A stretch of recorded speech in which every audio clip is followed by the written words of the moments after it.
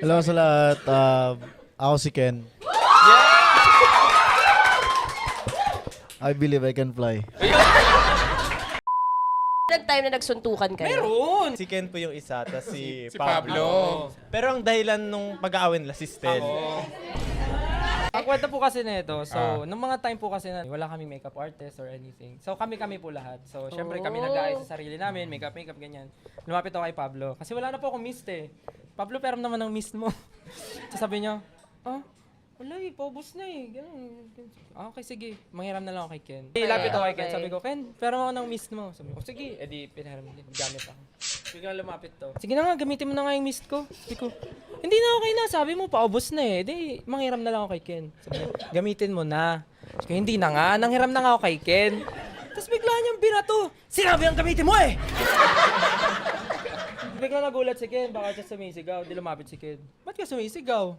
So sabi nito, ba't ka nangingialam? Sabi ko sa gilid, ha? Ako yung nanghiram, sila yung nag-aaway. Basta gano'n po, basta nag-away sila, gano'n. Paano tumigil? Dumating po yung teacher namin na Korean. Nandun na siya. Nandun na siya. Tumatawa sila eh. Nagtitinginan Kasi kaming itong tatlo, dalawa nasa kasama po gilid. yung teacher namin, nakasngiti kami lang. Tumatawa. Pero hindi pa po talaga umabot na Hindi pa. nagsuntukan. Hindi talaga. De, pero yun po, sila yung nagkainitan nun. Pero after naman po nun, nagkaayos din naman. Ilang months bago nagkaayos? Weeks lang. Hindi po siya pumasok eh. Hindi ako pumasok. After po nung gulo na Talagang yun, nag-reflect ako doon sa siya. nangyari. Sobrang na heartbroken ako. Tapos pagbalik ko, right away, nag-usap kami. Hug sila. Nag-usap kami. Kinausap ko agad. Sabi ko, pasensya Ikaw na na. nag-initiate ng usap. Hindi ko kasi kaya kapag meron akong something na dinadala sa isang tao. Lalo na kapag katrabaho ko, hindi ko kaya mag-work ng gano'n. Ano naman po, tinatanggap ko naman like with, sincerity. Kasi alam ko naman na sincere si Pablo na Yes. yung nag-sorry siya. Since nag-sorry din po ako kasi Ay, ba't ka nag-sorry? Wala akong siyempre po, kasalanan. I think it's just sobrang petty nung dahilan. So, Dapat makita natin sila mag-hug pa yun. Ayoko siya binibring up kasi yeah. kasi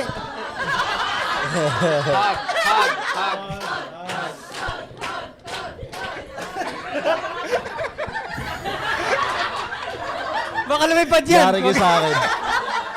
Baka malis. Ano yung sabi mo? Ayaw mong binibiring up kasi? Sobrang immature kasi nung time na yun. Yeah. Pero ang weird po kasi sobrang liit na bagay niya lang. Pero kasi nung time na yun, talagang ano po kami. Puyatan. Tapos yung mga gamit po namin. Alam nyo na pag naubos yun, hindi kami makakabili agad.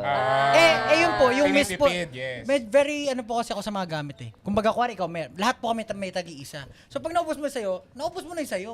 Parang ganun ako, very ganun akong tao. Sorry. Tapos, kasi kanya-kanya kami. Tapos, pag naubos yun, wala na rin. Tapos, ang laki ng impact sa akin. Sabi ko, shit, para doon, mababuwag kami, mag-aaway kami, parang gano'n. Tapos, after nun, nag-sorry na ako sa kanila. Pero minsan kasi talaga yung mga away, akala natin dati sobrang petty, pero hindi siya petty nung time na yun eh. Kasi, Parang malalim na yung parang syempre mga pinagdadaanan. May pinagugutan ka na lang. Kumbaga minsan yung maliliit na bagay, kaya lang naman nagiging away. Kasi malalim na nga yung mga pinagdadaanan or pinaguhugot. Yun o, yan. Lagi sa studio po yan natutulog. Maniniwala po ba kayo na yung pagkain niya sa studio, nilalanggam na, kakainin niya pa? Kasi wala na siyang pera eh. O, naawa kayo ngayon. langgam lang naman eh. Po? Langgam lang naman. Hindi, kasi nga ilanggam kinain niya din. Di ba nakakano daw sa ano yun? Sa boses?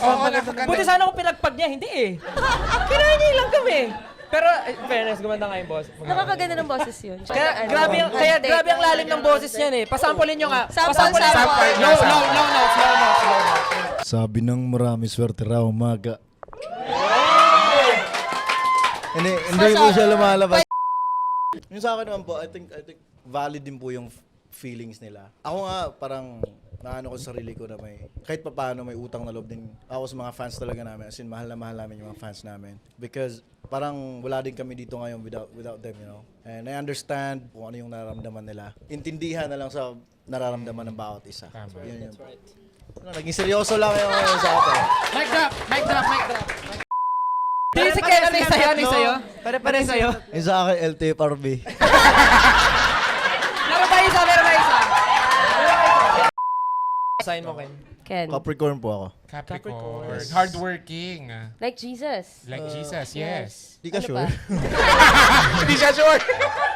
Pero siguro po, di ko rin Hardworking ka ba daw? masasabi na hardworking ako. Maybe hands-on lang ako pag gusto ko lang na ako gumawa lahat ng bagay para organize lahat. So, Ako po, Justin Bieber, Don Toliver, Travis Scott, ganun.